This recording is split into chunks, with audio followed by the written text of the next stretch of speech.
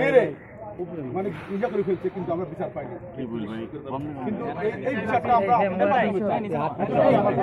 এমনকি আমার এফডিসিতে কিছু লোক ক্ষমা দেওয়ার জন্য আমাদের কয়েকজন কর্মকর্তা কাজ করছে। এটা আমি সম্ভবত আমি আমাদের যারা নেতৃত্ব দিবেন তাদেরকে জানাবো।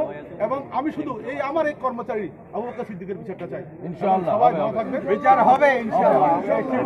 বেশি কিছু বলার সুযোগ নাই আমার।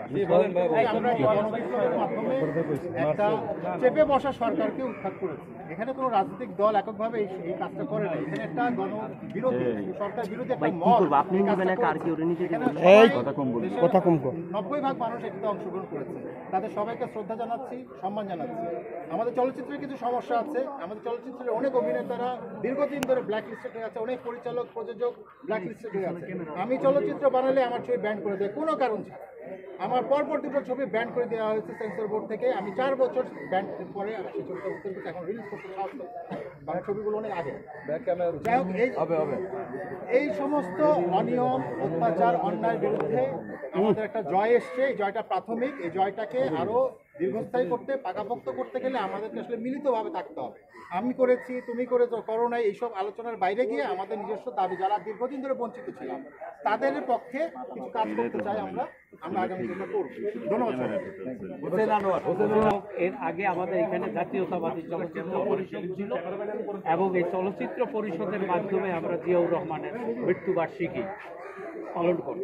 কিন্তু একটা সময় আইসা আমাদের সেটা বন্ধ করে কিছু কর্তৃপক্ষ সবকিছু মিলাইয়া এখানকার কিছু লোকজন আসলে এখানে ঢুকতেও অনেক বাধা।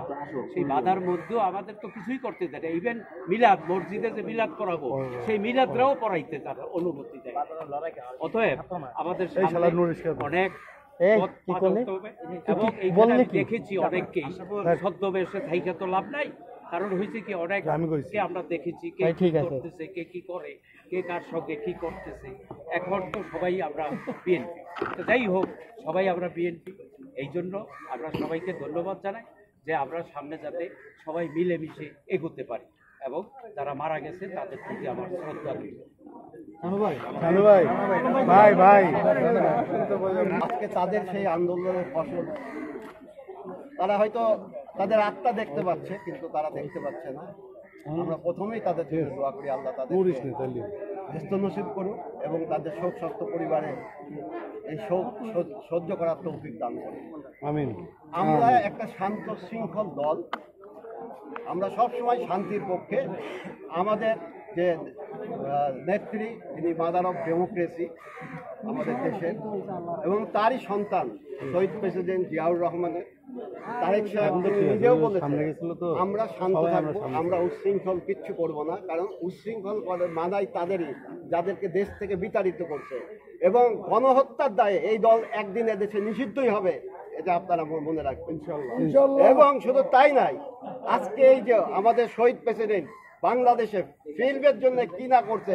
আজকে কবিরপুর ফিল্ম সিটি, যেটা জিয়া ফিল্ম সিটি ছিল, ওটা বঙ্গবন্ধু ফিল্ম সিটি বানাই দিয়েছে। আজকে অনুদান প্রথা এই জিয়াউর রহমান সাহেব চালু করে দিয়ে গেছে। আজকে হচ্ছে কি যে জাতীয়